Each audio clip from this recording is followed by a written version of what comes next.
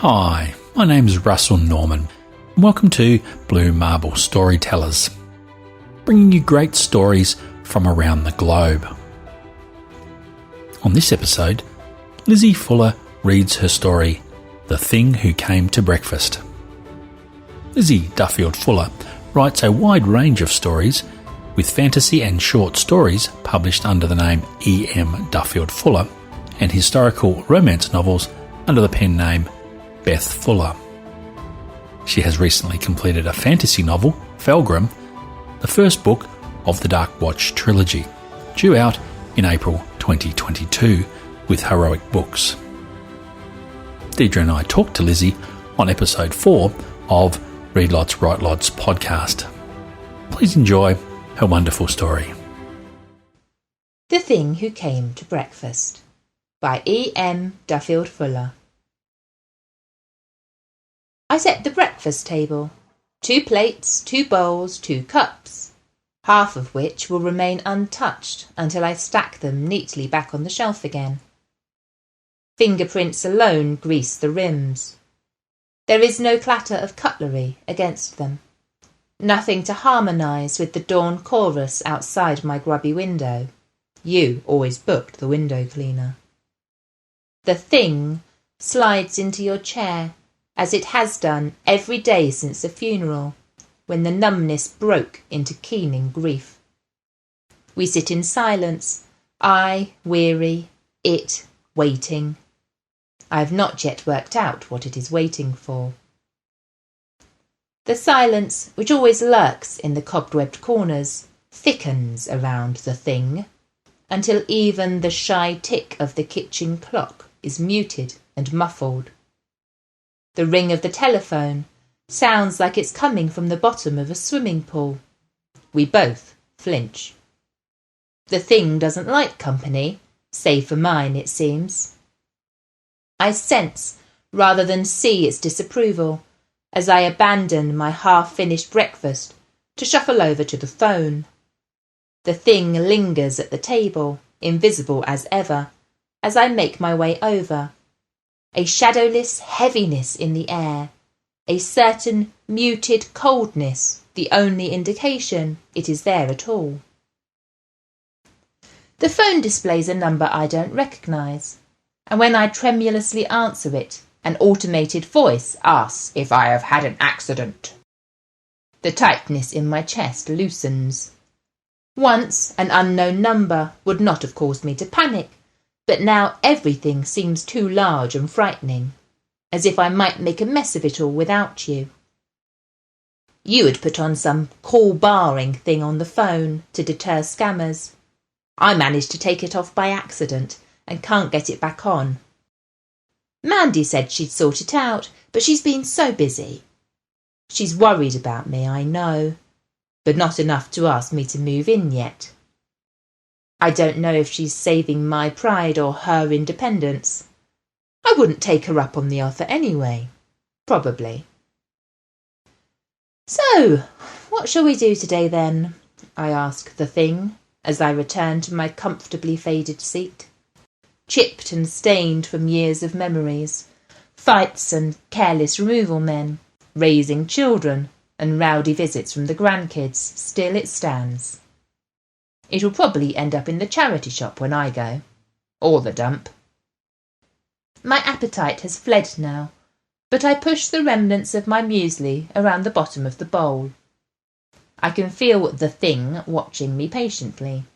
It doesn't answer. I don't even know if it can, because it has never yet spoken to me.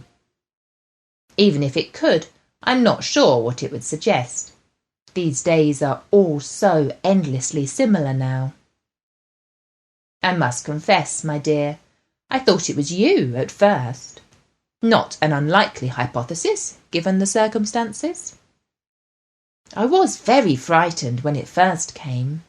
Unseen presences lingering in your house do rather do that to you. But I've got used to it now. Neither welcome nor unwelcome. Like so much else in life, it just is, and there's no use complaining about it. The longer it stayed, the more I learnt its cadences, subtle almost enough to be scarcely more than flickers of imagination. A cooling in the air is sulking. When the silence becomes pointed and sharp, that is anger. A slight breath of draught, or a sudden brightness in the sunlight, I take for wag-tailed enthusiasm.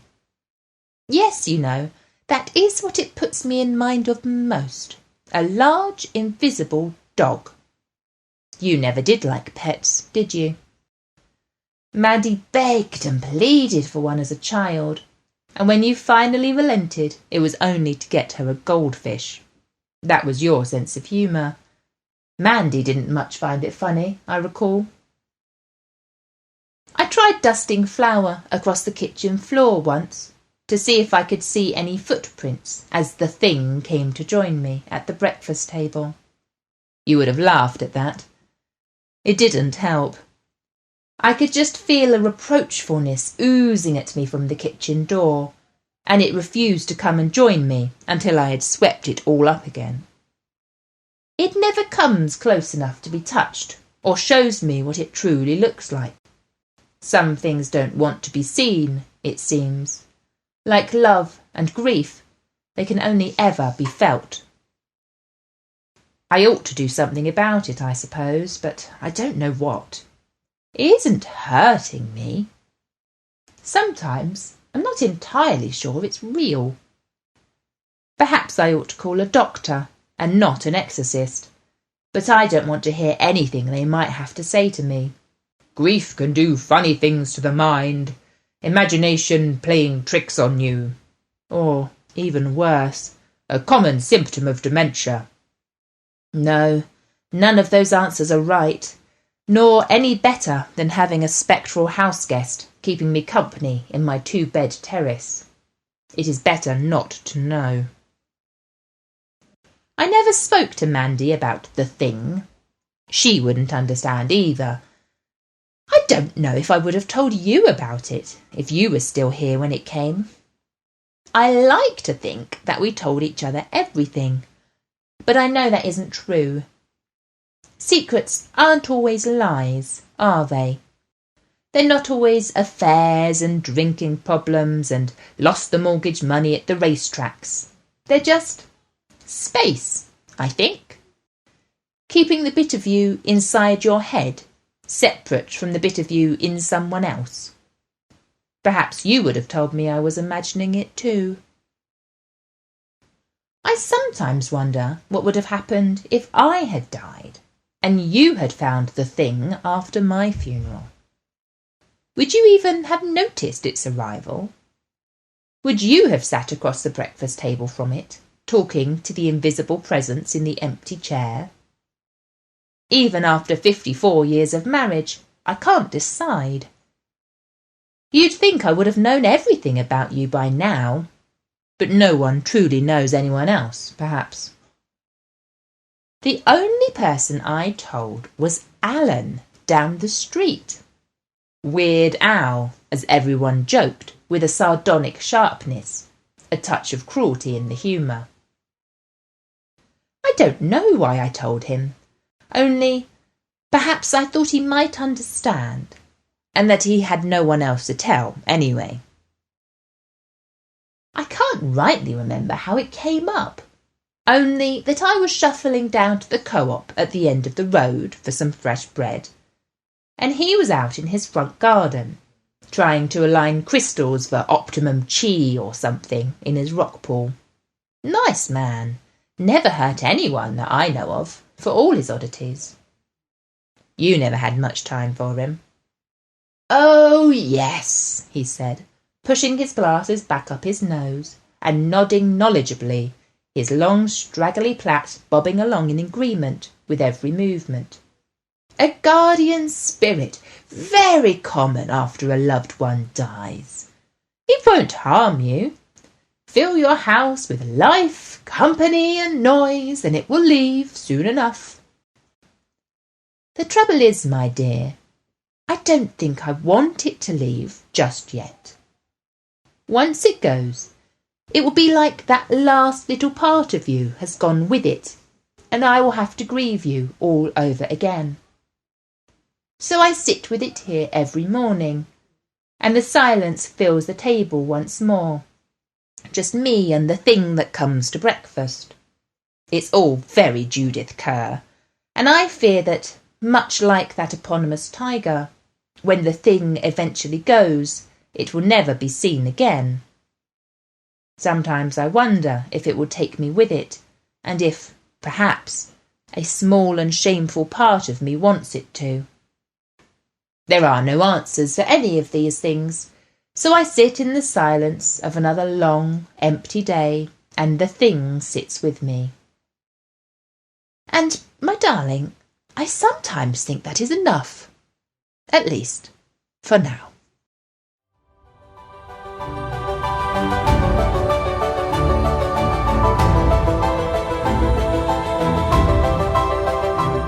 We hope you've enjoyed this story, and if you'd like to provide some feedback, we'd love to hear from you. You can leave your comments at bluemarble.storytellers.com. If you're a writer and would like to showcase your work on Blue Marble Storytellers, or talk to us about your writing on Read Lots, Write Lots, get in touch with us by leaving a comment on our websites, readlotswritelots.com or bluemarble.storytellers.com, or by sending an email to bluemarble.storytellers@gmail.com. So until next time, thanks for listening, and bye for now.